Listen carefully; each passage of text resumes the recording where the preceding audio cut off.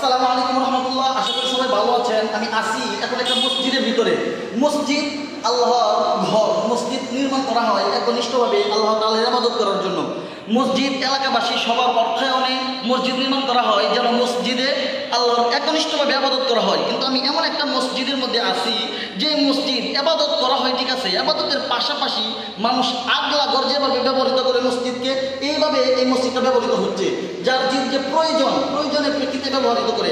আমরা যেরকম দেখতে পারি বাড়িতে আগলা ঘর থাকলে সবাই, মানে যার বাড়িতে আগলা ঘর, সবাই তার যে ধান চাল আছে বা যেই সমস্ত খড়কুটা আছে সবগুলো তার আগলা ঘরের মধ্যে রাখে।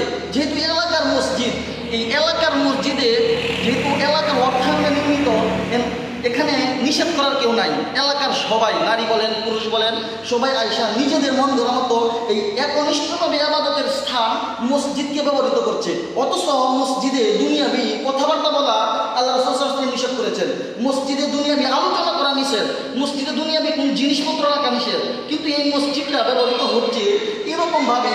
আমি আপনাদেরকে দেখানোর চেষ্টা করবো যে এই মসজিদটা কীভাবে ব্যবহৃত হচ্ছে। তো এই যে এই মসজিদটা হুজুর পুরোটা দেখান।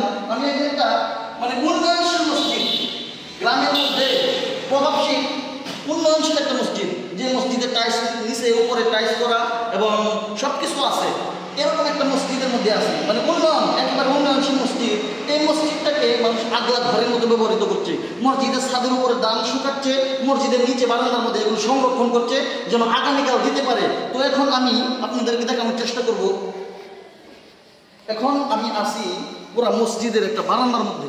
এটা মসজিদের বারান্দা, কিন্তু এই বারান্দার মধ্যে এগুলো কিন্তু সংরক্ষিত ধান। এগুলো দেখলে আপনার মনে হতে পারে এগুলো মসজিদের কালেকশনের দান, কিন্তু না, এগুলো মসজিদের কোনো কালেকশনের দান না। মসজিদে কালেকশন করা হয় না। এগুলো যেহেতু এলাকার মসজিদ, এলাকার মানুষ এখানে মানে ফ্রি সেবা আগলা ঘরের মতো যে মসজিদটাকে ব্যবহৃত করছে, তাই দেখানোর চেষ্টা করছি। এখানে অনেকগুলো বস্তা, মানে একজনের না, আলাদা আলাদা বস্তা। একজনের হইল মানে একজন রাখছে, ঠিক এরকম না। এখানে নিষেধ করার কেউ নাই, মানে বিভিন্ন জনের, এগুলো একজনের, এগুলো একজনের, এগুলো একজনের, ওগুলো একজনের, এগুলো একজনের, ওগুলো একজনের, এইভাবে মানে কয়জন, একজন, দুইজন, 3, 4, 5, 6, 7 জন। এই মসজিদে বর্তমানে বারান্দার মধ্যে 7 জন ধান সংরক্ষিত করছে। কারণ কি, এখানে বলার কেউ নাই। কে বলবে? সবাই মসজিদে অর্থায়ন করে, ইমাম সাহেবকে সবাই টাকা দেয়, ইমাম সাহেবকে সবাই খাবার খাওয়ায়। এখানে যদি একজন বলে যে এগুলো করা ঠিক না, এগুলো যদি একজন প্রতিবাদ করে, তাহলে মানে বলবে আরেকজন তো রাখে, কেন এইভাবে আমাকে কেন নিষেধ করা হয়? মানে এই কারণে এগুলো নিষেধ করার কেউ নাই। মসজিদকে আমরা যেরকম আগলা ঘরকে ব্যবহৃত করি, ঠিক তদ্রূপভাবে আগলা ঘরকে, আগলা ঘরের মতোই মসজিদকে এই এলাকার মানুষ ব্যবহৃত করছে। অথচ এটা কোনোভাবেই ঠিক না। মসজিদকে এভাবে ব্যবহৃত করা ঠিক না।